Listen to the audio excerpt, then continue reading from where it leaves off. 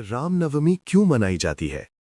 आखिर हमें रामनवमी क्यों मनानी चाहिए और इसे कैसे मनाया जाता है? इन सभी सवालों के जवाब हम आपको इस वीडियो में देंगे। रामनवमी का त्योहार चैत्र मास के शुक्ल पक्ष की नवमी तिथि को मनाया जाता है। धर्मशास्त्रों के अनुसार इसी दिन भगवान श्री राम का जन्म हुआ था।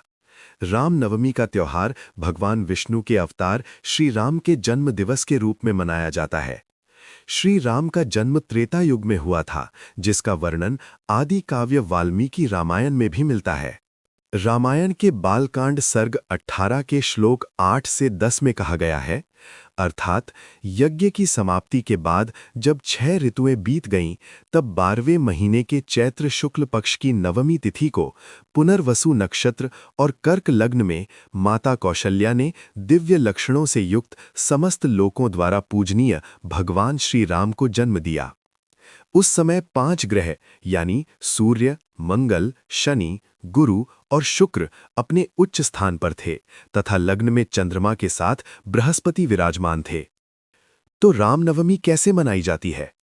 रामनवमी मनाने की कोई एक निश्चित विधि नहीं है। जिसने जिस भाव से श्री राम का स्मरण किया, जिस प्रकार पूजा और स्तुति की, वही परंपरा आज तक चली आ रही है। सामान्य रूप से कुछ लोग पूजा, व्रत, हवन और दान करते हैं। कुछ लोग श्री रामचरितमानस का पाठ करते हैं और सबसे श्रेष्ठ कुछ लोग इस दिन भजन कीर्तन करते हैं।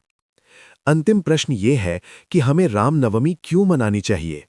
हम भगवान श्री राम का जन्मदिन क्यों मनाते हैं?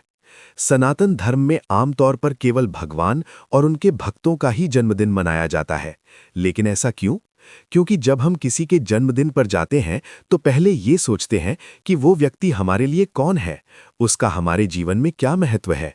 इसी तरह भगवान का जन्मदिन मनाने से हमें ये स्मरण रहता है कि भगवान हमारे लिए कौन है और उनका हमारे जीवन में क्या महत्व है, और ये ज्ञान हमारी आने वाली पीढ़ियों तक भी पहुंचता रहे, इसलिए भगवान का जन्मोत्सव मनाने की परंपरा है। इसलिए हमें भगवान श्री रामचंद्र जी का जन्मदिन अवश्य मनाना चाहिए। और कैसे मनाना चाहिए? सबसे श्रेष्ठ तरीका है भजन कीर्तन करना, और हमें इस प्रकार रामनवमी मनानी चाहिए।